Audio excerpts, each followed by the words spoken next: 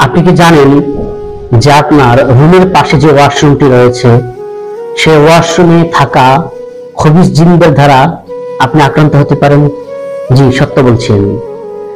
কারণ অধিকাংশ বাথরুম ওয়াশরুমগুলোতে বা টয়লেটগুলোতে খবিস জিনদের বসবাস থাকে। সেই খবিস জিনদের দ্বারা আপনি আক্রান্ত হতে পারেন। বিশেষ করে আপনার সন্তান, আপনার ছোট সোনামণি, আপনি নিজে আক্রান্ত হতে পারেন। এই জন্য জিন, অনেক সময় আমরা তো জিনের রুকয়া করি, জিন যখন রোগীর উপর হাজির হয় তখন তাকে যখন জিজ্ঞাসা করা হয় যে তুমি এই রোগীটির উপর আসর কোথা থেকে করেছো, বা সরাসরি ভর না করেও তাকে ডিস্টার্ব দাও বা জ্বালাতন করো, কারণটা কি, কোন জায়গা থেকে তুমি এসেছো, তখন কিন্তু জিন উত্তর দেয় যে তার ঘরের বা তার রুমের যে পাশে যে ওয়াশরুমটি রয়েছে সেই ওয়াশরুম থেকে তাকে আক্রমণ করে।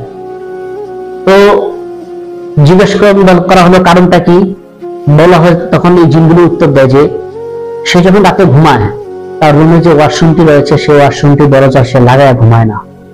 তো খোলা থাকার কারণে আমাদের এই ব্যক্তির, রোগীর বাসায় বা তাদের কাছে যাতায়াতটা আমাদের জন্য সহজ হয়ে যায়। এই জন্য আমাদের করণীয় হচ্ছে, যখন আমাদের বাসার যে ওয়াশরুমগুলো থাকবে ইনশাল্লাহ আমরা ওয়াশরুমগুলো সবসময় দরজাগুলো লাগিয়ে রাখবো, চাপিয়ে রাখবো ইনশাল্লাহ।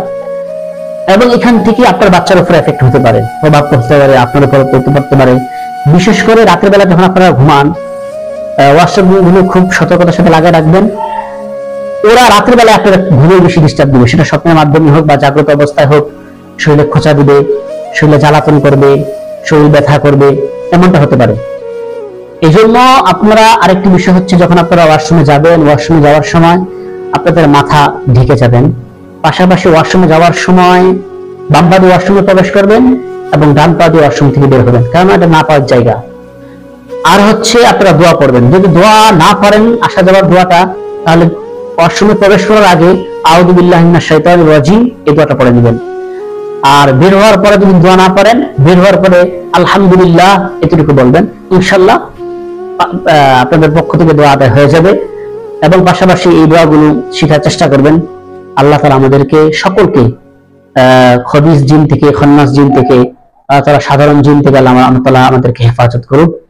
আপনারা যদি কোনো কেউ আক্রান্ত হয়ে থাকেন কোনো খবিস জিন দ্বারা, শরীর ব্যথা, মাথা ব্যথা, শরীর ভার হয়ে যাওয়া, যে কোনো প্রবলেমে, জাদু টোনা, পেটে ব্যথা, দীর্ঘদিন পেটে ব্যথা, কোনো স্বস্তি পাচ্ছেন না, অথবা শ্বাসকষ্ট, মানে নরমালি আপনার শ্বাসকষ্ট নেই কিন্তু হঠাৎ শ্বাসকষ্ট বেড়ে যাচ্ছে, শরীর ব্যথা বেড়ে যাচ্ছে, শরীরে প্রচুর পরিমাণ গরমের ভাব থাকে, তাপমাত্রা অতিরিক্ত থাকে শরীরে, তাহলে আপনার জাদু রোগে আক্রান্ত হওয়ার লক্ষণ থাকে।